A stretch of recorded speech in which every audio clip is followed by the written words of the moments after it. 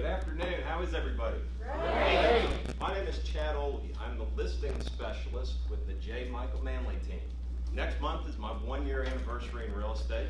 I started on Michael Manley's team last June. I spent 3.5 months as an inside sales agent and moved to the listing specialist role in October of last year. I've taken Bold twice, and I'm signed up to take it a third time next month. Bam. I previously spent 12 years working for a mechanical contractor. 8 of those years I was a sales consultant and a project manager. In those 8 years I did well over 2,500 in-home consultations, which really was the basis for me learning to connect with people and to understand their needs, their wants, and their desires. And today I hope that I can give you guys some good ways to connect with your customers. Today we want to understand the importance of connecting with our customers. And we're going to look at that through building confidence and trust.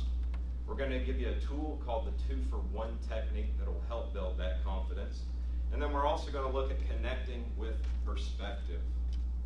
So if you look on page 16, right under the box that says truth, the first full paragraph, that first sentence says that this is the importance of connecting with ourselves. It says, connecting with the seller lays the foundation of a working relationship. So we're starting off, connecting lays the foundation. Without a foundation, we're not going to have a working relationship. Think of a house, a structure, a building that's built on a weak foundation. It can easily be toppled over, washed away. And I thought, what creates a weak foundation when we're intending to connect with our customers? And to me, it's top, top, top, top, top, top, top, top. All we do is talk. And if we're not connecting, if all we're doing is talking, we're not connecting, and we're not building a foundation, which ultimately we're not going to have a working relationship with those customers. So what's another way that we can build a connection? It's going to start with trust and confidence. And what does that look like? Well, one, we have to be confident, whether we're on the phone, whether we're in person. Our customers can sense when we're not confident through our voice, through our mannerisms, the way we sit, the way we stand. They know, and I tell you, if our confidence level's here, theirs is here. If we're up here, they're going to be up here. Another way that we build that trust is through asking good questions and really getting to know our sellers. Confidence and trust are essential in our relationship with the seller. And I tell you what, if they trust us, they're going to sell with us. So, at the bottom of page 16, what's one of the easiest ways? It says rookie mistake. What's one of the easiest ways to lose a lead? Anybody? Not asking questions.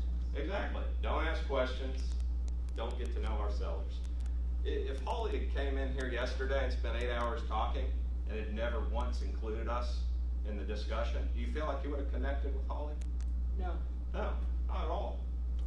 And so we want to build that confidence trust. We have a tool on page 17. Turn over to page 17. This is called the 2-for-1 technique. This is a way to get your seller to willingly give you information. So what it looks like is we're going to offer 2 pieces of information, and in return from our customer, we're only going to ask for 1. So what we're doing here is we're focusing on providing value and meeting their real estate needs. This isn't about selling. This is about coming from contribution. Focus on value coming from contribution. So that is a way to build confidence and trust and connect with our customers. The second thing that we're going to look at for connecting with our customers is connecting with perspective. Remember, this isn't about you. It's not about me. It's about them. And we also want to remember everybody has a different model of the world, and we need to respect that. Who in here thinks that they share the same model of the world with anybody else? Exact same.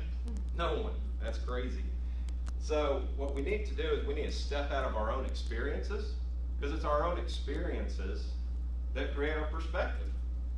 And so we need to start thinking from our client's perspective, and we're going to do that by imagining the feelings, the thoughts, and the motivations of our sellers.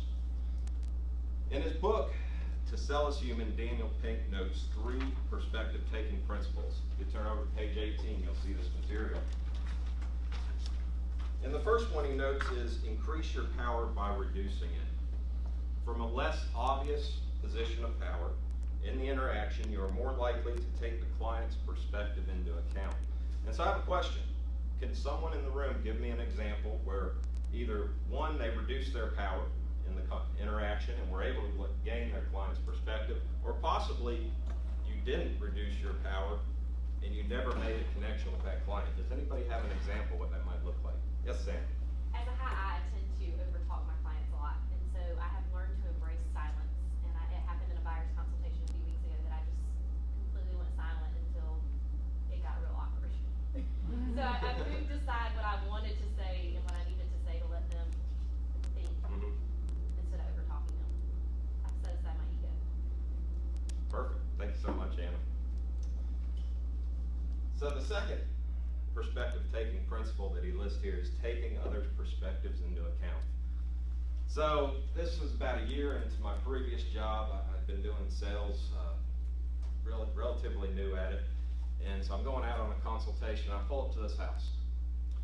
And I look at this house, the first thing that goes through my mind is this place needs to be bulldozed. And so I'm walking in, remember I'm selling heating and air conditioning equipment. I'm walking in and I'm saying, these are the three things I've determined in mind. These people have no money. They want the cheapest thing I can give them, and they might not even be able to afford that. Well, let me tell you, I got lucky. They bought a system from me. Not only that, they bought the most expensive system that they could have bought. And so the moral of the story here is, don't judge a book by its cover. Don't sit in judgment of other people based on our perspective. That was very important for me. I went forward and I walked out and I said, wow, I called that one wrong. And so that really taught me to start digging deeper and really getting to know the wants, the needs, and the desires of my customers. It also goes, and then back to our material on page 18, he goes on to say, perspective takers are making more deals and they have a higher level of satisfaction from their customers. So it's really about that connection there. And then his third principle for perspective taking is, he says to mimic. He says discreet mimicry builds trust. And so I thought of a couple ways that we can mimic. In the notes there, you'll see repeating and appreciating. When waiters repeat orders word for word versus paraphrasing, they get more tips. I thought of a couple other ways of doing this. Mirror and matching, mimicking tonality, mimicking volume and language patterns. And I'm sure there's a lot of other ways that we could go in a little deeper on that. So I want to do an exercise, and we're going to gauge our perspective here. So the goal of this is to see if we're seeing things from our own perspective or through the perspective of others. It's only going to take about a minute or two. So we're going to pair up in partners. So 2, 2, 2, 2. Teresa, you want to get with Leslie? 2, 2, 2. Switch it up. Switch it up. Where's Brent gonna go? All right. So I'm going to go over these instructions real quick, and then we'll actually do the exercise after we go over the instructions. You're going to be looking at your partner. One partner will take their dominant hand. They're going to snap their fingers 5 times. And then they're going to take that same dominant hand with their forefinger. They're going to draw a letter E on their forehead. And so we can go ahead. Anybody have any questions before we get going with that? Who's starting? All right, first person can go, and then don't say anything. And then once the first person's done, the next person can go.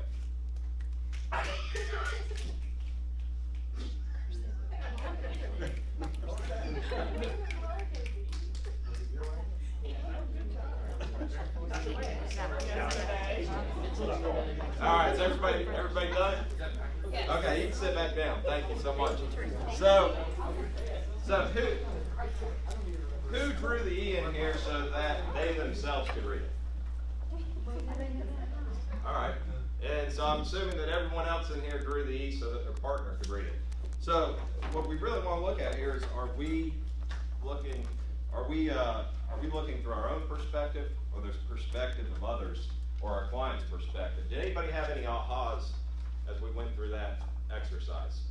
Yes? I thought I was looking at it through my client's perspective, but obviously I wasn't. Thank you so much, Holly. All right, so today we learned the importance of connecting with our customers through building confidence and trust, We learned about the 2-for-1 technique that helps build that confidence.